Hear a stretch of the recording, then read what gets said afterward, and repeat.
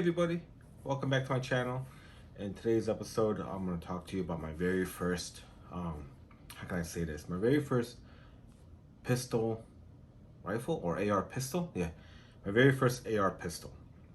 So this was back in February of 2015.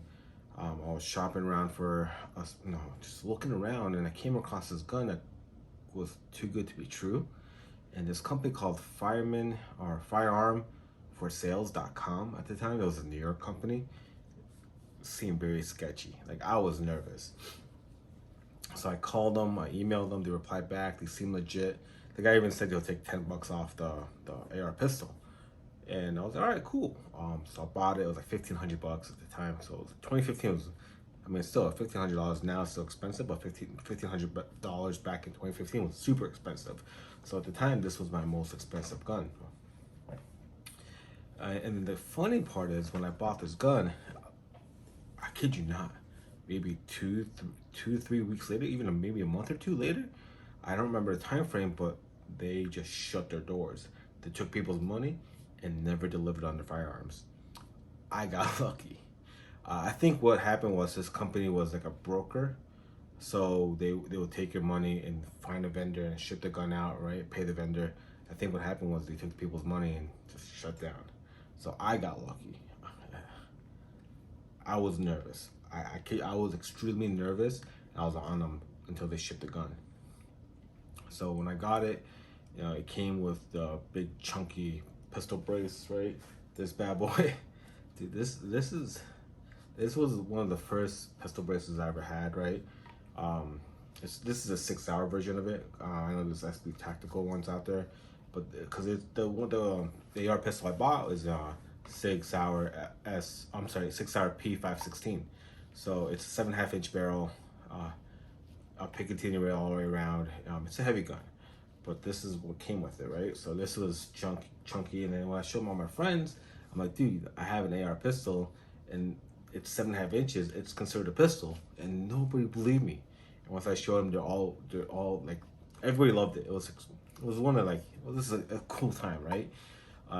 It was just cool having a small AR and not have to go through all the hoopla and give them the forms and yada yada yada, all that jazz. So, cause remember at the time it was all paper forms too. So that's another bad part back then. This was awesome. So fast forward today, I got this gun now. So as you can tell, it has a BCM stock on here, and then has a forehand grip on here. So I'll think about doing a vertical grip, but I like the forearm grip here. It was approved for a former tax stamp. It was in my big batch of 18 that got approved. Still 4 pending. I haven't done much. There's no red dot on here. I just have the normal iron strikes that came with it. The only thing I've done on it is put the new buffer tube on here, the stock, the BCM stock, and then this up the forearm grip up here. I might change this out because I shot this with a suppressor, and you'll see at the end of the video, it was really hot. Extreme, like my heat resistant gloves, my mechanic heat resistant gloves were burning. Like I can feel the heat. It was hot, and how hot this got. And I shot indoors, which has AC inside of it. I'm in Arizona. I'm in Phoenix. I'm not going to go in the desert and shoot. It's 115 degrees outside. It is hot. I'm not doing that. So I went inside at my local gun shop. They have indoor range. So I was trying to time my firing with when people are shooting around me, because some people shot their ARs, so you can hear the big blast. That's the little frustrating part, right? People just like to shoot, and right, I was just trying to test everything out, make sure I did everything right, because this is the first gun I ever changed my own buffer tube out. The funny part is I stripped the shit out of the castle nut, so I had to go get a new one. Luckily this gun store about 5 minutes away had one left, so I got lucky there. And it was my first time ever changing my own buffer tube out. And I try to work my gun as much as I can, much that I know about. So it was just me learning it. I don't have a workbench, so I have a vice grip attached to one of my benches, like a bench in my room.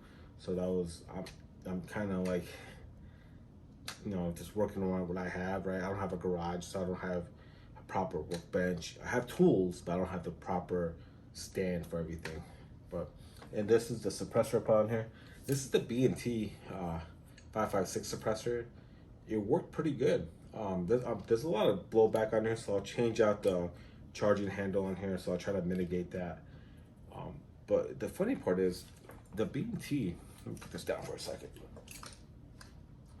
The B&T has these little holes on the side, so as you can tell, when the fire was coming, when the round was coming out, it cinched it a little bit around.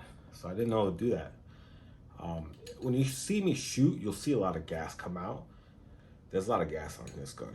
There was a lot of gas. So I was trying to switch from 5.56 rounds to 2.23, so I couldn't hear the difference on it. Honestly, I couldn't. But overall, I mean, I like it. I mean, I love it. It's my gun, right?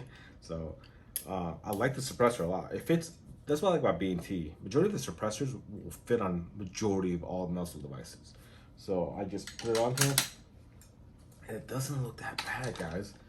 It does not look that bad. It's still, remember, this barrel is 7.5 inches. So this is, the suppressor is about 8 inches long. So it's about 15.5 inches total with everything. So this is still technically smaller than a full-length rifle with a suppressor. I mean, obviously, if you take it off, it's small, but once you put this on, dude, it is quiet. So I'm really happy. I'm glad I SBR'd this bad boy. If you guys have any questions, please leave me a comment below. Let me know what you guys think. If there's anything else you guys want me to do, leave me a comment. I am trying my best to get my channel up and going. I'm trying to produce as many videos for you guys as I can.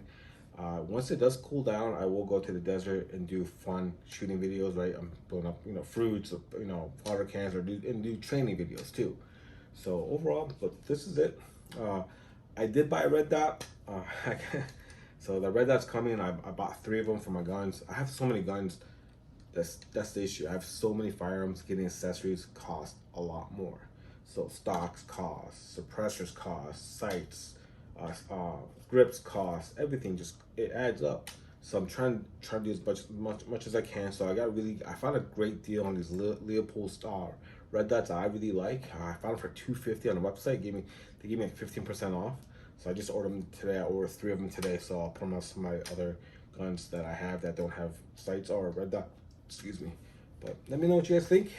Appreciate you guys' time. Sorry, one more thing. This is just so funny how this was on this, and that buffer tube didn't have any notches, so it was a straight buffer tube. But I'm glad I did it. I'm glad I'm working on my guns as much as I can. But anyways, I'll cut the video a little bit short. I appreciate you guys' time. Hang on. There's more after this. There'll be videos of me shooting with a suppressor so you guys can hear it. I try to time it when other people are shooting, but sometimes some of the rounds went off with other people shooting around me. But again, thank you guys. You guys take care. God bless, and you guys stay safe. Thank you for your time. Bye.